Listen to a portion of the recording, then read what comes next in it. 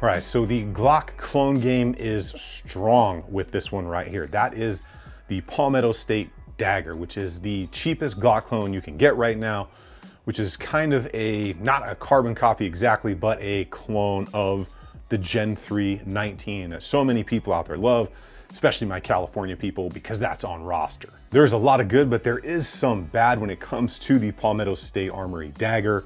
Coolest thing, USA made.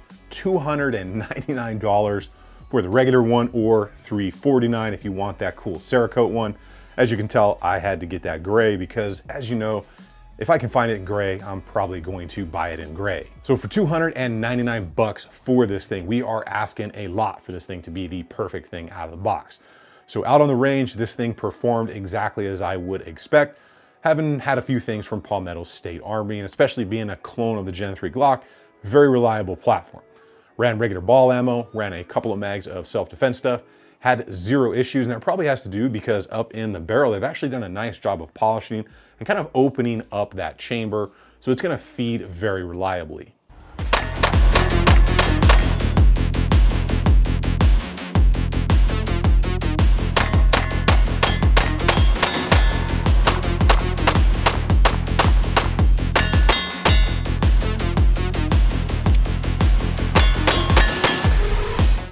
Pocket trauma, I've got the pocket trauma. All right, so before we get to the shooting on the PSA Dagger right here, remember, if you're gonna have a pocket full of shells for this, you should have a pocket full of trauma kit. These are the LTC trauma kits. Leave a link below. Ex-firefighters and EMTs, they know what you need. Check it out in the link in the description.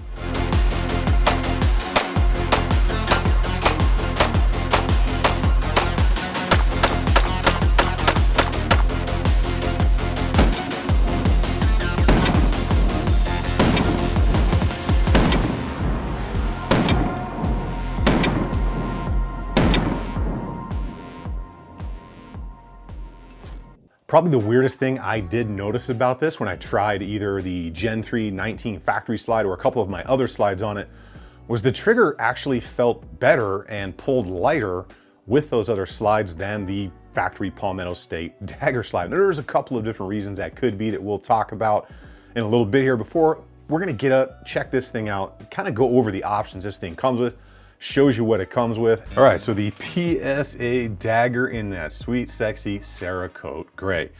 So we're gonna talk about this, what it comes with, and go over everything. Before that, go ahead and hit that subscribe button for me, guys. Give the video a like if you're interested in what's going on. And I wanna know your thoughts in the comments.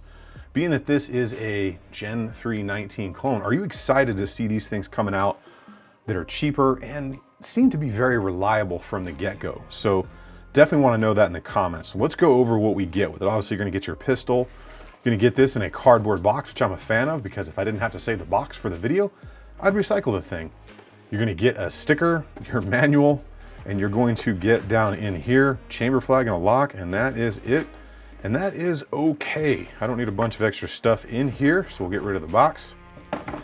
And you're going to get one magazine. It's going to be a PMag, not bad. Normally, you know me, 3 is the magic number. $299 or $349 for the Cerakote version. That's a lot to ask to get more mags, so they get a slight pass on that one. But let's go over this thing. Mag welded muzzle, feeder to the spitter, so you guys get a good idea of what the Dagger is all about. Starting from down here, you get these cutouts in here. That's obviously to strip a mag. In the mag well, you've got a nice kind of front section of the mag well, but then the sides just kind of get flat. Still pretty good, and it gives you a nice little pinky ledge right there to help keep you high on that grip to control the recoil impulse. Now, we get really nice texture here all the way around that grip. I'm a huge fan of that, and that texture is awesome. Very close to like the M&P style sandpaper texture, and it is good. Now, it's more of a rounded kind of style of grip. It almost kind of bubbles out on the sides just a little bit, which is kind of different. And it maintains the Glock angle, a little bit of that Glock hump back here. And then it does have that single finger groove right there, which we're gonna talk more about in a little bit. Coming up from there, you got your pretty standard looking Gen 3 mag release, a little bit of a scallop in there. Got a regular factory style slide stop slide release, but it's a little bigger, so it comes out a little bit further, even though it is pretty much a clone of the factory one. You'll notice that it is a, 3-pin design here, but we've got roll pin and then solid trigger pin and then roll pin in the front. So pretty interesting. Nice that we got a double undercut or a single undercut right there. A lot of people get that Glock knuckle. That's a very good job. Pretty good job right there. Little bit of a hard edge, nothing to write home about as far as that hardness, but it is a good undercut. Kind of an interesting trigger guard in the front right there. Almost kind of looks like they put it there for a finger, even though you don't really put a finger there. Coming forward, you got a single slot rail, which is definitely pretty cool. And then you've just got basic kind of Palmetto State Dagger compact. And then obviously the opposite side is just a mirror image with the same logo and everything across the side. Standard takedown lever for a Glock. Coming up into that slide, we got front serrations, rear serrations, standard extractor. We get metal 3-dot sights. Now they're 3 dots, they're not night sights, but metal is definitely better than the plastic you get with some other stuff. Pretty good chamfer work, nicely flushed barrel right there, and then you can see that stainless steel guide rod. Pretty cool looking. Like the fact that they did a flush fit barrel, gives it a nice clean look for sure.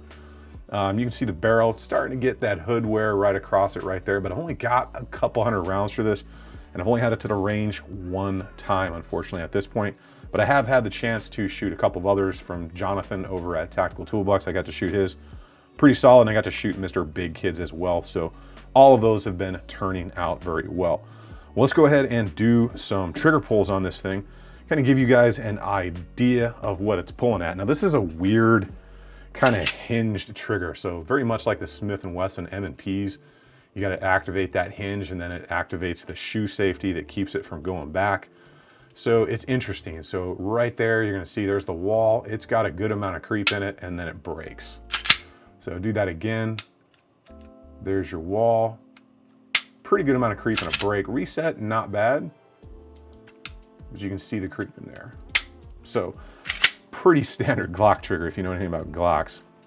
So it's kind of tough to do this because the trigger gauge wants to slip off that hinge trigger. And this thing pulls pretty heavy. So it's pulling right now about 6 pounds, 4 ounces. And depending on where you get the gauge on here, it could be a little higher or it could be a little lower. So if I pull a little bit lower and try to really trap this thing, it'll come down quite a bit. So a little under 6 pounds that time, so about 5 pounds and 14 ounces. So the trigger is definitely interesting to work with. We'll go one more unless it comes up with something weird. Right there again, just barely under 6 pounds, about 5 pounds and 14, 12 ounces, something like that again. So overall, very factory Glock feel of the trigger as far as the break goes, and then M&P feel as far as the trigger feels tactile wise on your finger. So let's go ahead and talk about the price on this. Let's talk about the future plans for this, the good and the bad, because I've got a few bones to pick with this thing after having it out on the range now. So now you've had a good opportunity to kind of see the options on this, how this comes. Let's talk about the things that I necessarily don't like personally or that I think could be improved upon. The first thing is going to be that trigger. So that hinge trigger just doesn't feel great. And like I said, I actually noticed it felt better with aftermarket or a Gen 3 factory slide on it, which is kind of weird, but there are a couple things that I am paying attention to in there as far as some harsh contact with the slide and the trigger bar, and I will follow up on that in future videos. So the next thing is going to be that grip right here. So that single finger groove on it. So that finger groove right there, I'm normally not a fan, and my knuckle seems to be, as I get in here, mostly right in the middle of that finger groove, which just totally messes up my grip when I grab that. There's very few pistols out there that I personally like that have finger grooves on them, and it could be because I just have a little bit bigger of hands, so it might not be a problem for everybody, but it's definitely something that I just found kind of annoying out there on the range while using this thing. Now, the next thing that I'm gonna say, kind of a little bit of a bone to pick with this thing here, is the Glock hump. They left the Glock hump right here. So most companies, when they're doing Glock clones, like Shadow Systems, Nomad, several others out there, include the builder stuff, they get rid of that gnarly hump right there because it just makes you get a really weird angle with your wrists. And yeah, some people say, oh, that's so you can lock your wrists out and you'll perform better. That's just not what works for me. So that's one thing that I was kind of hoping wasn't gonna be there, and it's there. The other thing that I noticed on this definitely was the magazine release right here is like super slippery. So if they'd have kept the texture of the rest of the frame and put it on the mag release, they would have knocked it out of the park, but it's literally just completely smooth. So more than once, I just kind of felt my finger slipping off of it. And the last thing is gonna be kind of to go along with that Glock hump, they kept the Glock angle on it. So again, most aftermarket companies, when they do Glock clones, they make the angle less aggressive because more people like a less aggressive grip angle, or at least you'd think, because that's what pretty much everybody doing Glock clones does. And then just an interesting thing, not really a negative or positive, that I did notice was like the locking block and front rails and the rear rails seem to be like those builder kit styles. And then they're using, you know, roll pins in a couple places and then a solid pin for the trigger pin. Not a positive or a negative, just different and something that I happened to notice. Now, I know there was some negatives there, but there are a lot of positives here. First one, price. For the reliability that I've gotten out of this, and that I know like Mr. Big Kid and Jonathan over at Tactical Toolbox and other people, $299 for the black one and then $349 for the Cerakote version. They've got, I think they got flat dark earth, green, and then I saw the gray, happened to be in stock, so I knocked out the gray. That's a really aggressive price for something, if it's gonna follow in the Palmetto State kind of, you know, categories of other things, very reliable. So I'm really interested to see how these things fare over time, because that's an aggressive price. The next big positive on this is going to be those sights. So the sights are metal. They are the 3 white dot sights, not necessarily a bad thing, but having metal sights on there from the factory instead of the plastic sights that a lot of things come with is a huge positive for me, especially if you're doing realistic training. You have to rack that slide for a malfunction, doing one-handed drills out there. Those metal sights are gonna last a lot longer than the plastic ones will. The next thing is gonna be that texture. I love it when they do that sandpaper texture and they put it all the way around, because as you're out there using this on the range, training, doing whatever you wanna do with it, if you start to get slippery in here, you're gonna start to do what's called milking the grip, where you're gonna have to keep readjusting your grip on there. And that's not optimal. You want as much grip as possible on there so you can keep that thing in the same position and really put in work out on the range and be proficient as possible. The double undercut on here is another huge thing, because that helps you get really high up in there and just maintain that high grip to control that recoil impulse as that slide is doing its job and reciprocating round after round. So that is another massive positive. The last one is going to be the sheer reliability that I know this thing is capable of.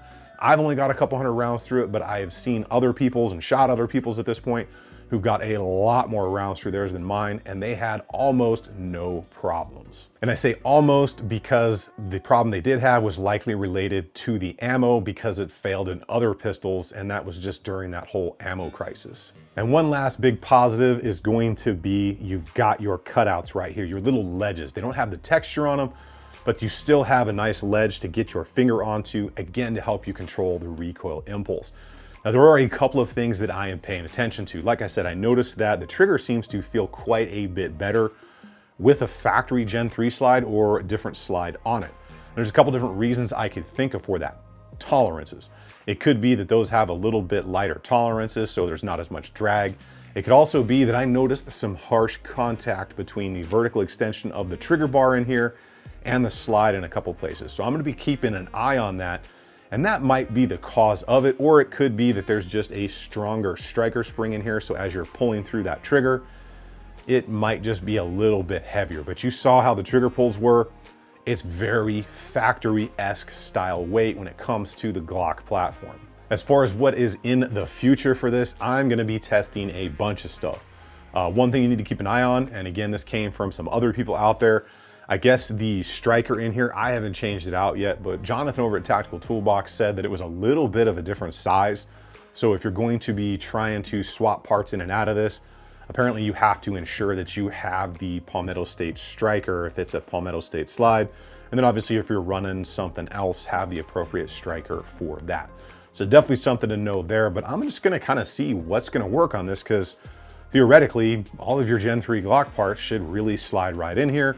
Maybe minus the roll pins. I don't know if factory Glock pins are gonna work on that. Again, something I will be checking into is when I'm going to further videos. Now I know that was a lot to go over, but I'm pretty excited about this thing. So I bought this thing with my own money, And anytime we're gonna get something that has the modularity and the ability of aftermarket parts like the Glock, and if this gives us the reliability of the Glock platform for that either $299 or $349 price, I can definitely get down with that, because there are a lot of people out there on a budget where this is going to come into play and put them in a far better and more reliable place than other things in that price range. And again, one of the best parts about this, made in the USA by Palmetto State, and I'm pretty sure we can all get down with that. And that's what I've got for you guys on the PSA Dagger. Make sure you guys check out that build list down there for other stuff, should you be interested in any of that.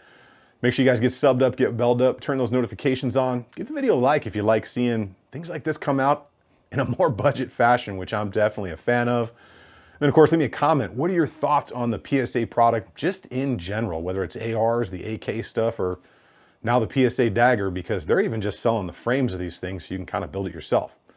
You guys get out there in the range, have some fun. Remember, if you stay ready, you ain't got to get ready, even on a budget. I'll see you guys on the next one.